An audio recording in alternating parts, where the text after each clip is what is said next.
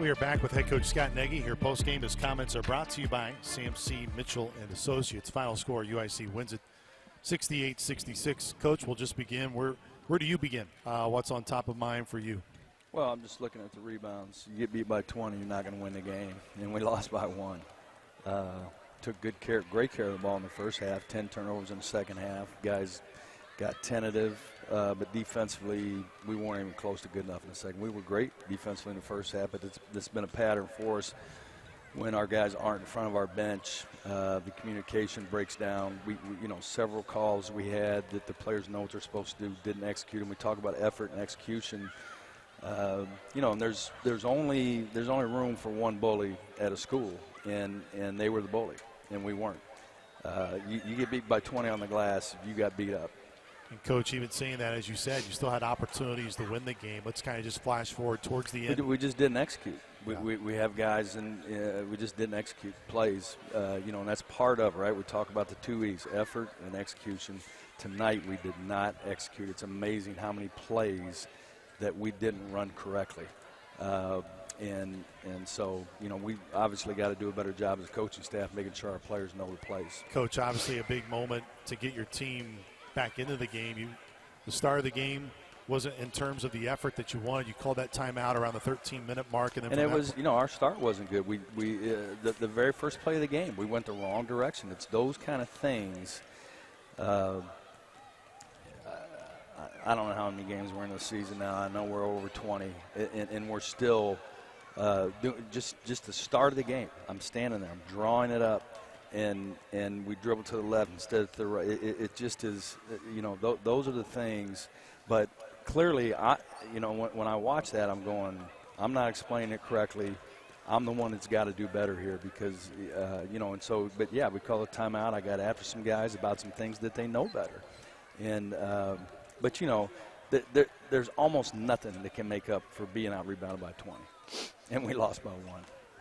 Coach, on the rebounding part and kind of a couple other things, your guards got out rebounded on the offensive side 8-1 by their guards. Talk about some of the things that you mentioned about executing on offense. Is it a habit issue?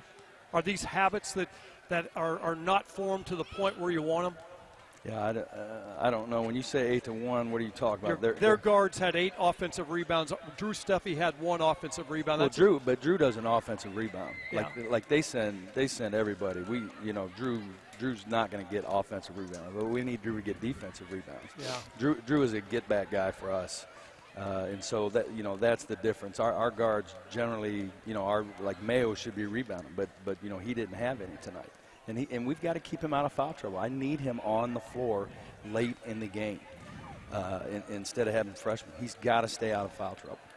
Do you think it's a habit issue on the rebounding part? Do you think it's a lot like? And again, I see guards leaking out to give up offensive rebounds. I know. Are you seeing that stuff? Are you kidding? Yeah. Are you kidding? And again, how many times you got to show them? And it's like rarely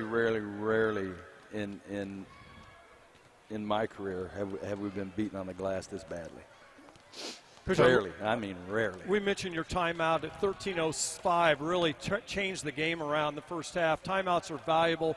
It's to the point now we're talking how much we thought we'd use replays. You got to have them for late game situation. You're able to use it at the end with 2 seconds. Did you consider calling one underneath out of bounds with 14 and maybe making an offensive change? I didn't want to because I didn't want to give them an opportunity to review that play. They didn't have any timeouts, and had I called the timeout, they could have had the review, and so I didn't want to do it, and we didn't run the play correctly. Good.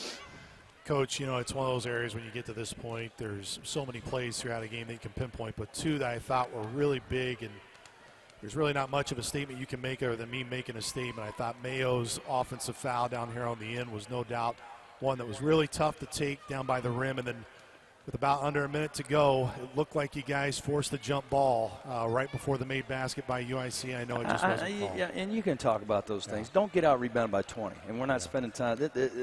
I'm going to say it again. It's what losers talk about is stuff like that. Well, no, don't put yourself in that position. Don't get out rebounded 20, and then we're not spending any time talking about those things. And so, we shot 4 free throws the last time we played them. We shot 22 this time, but they shot 26.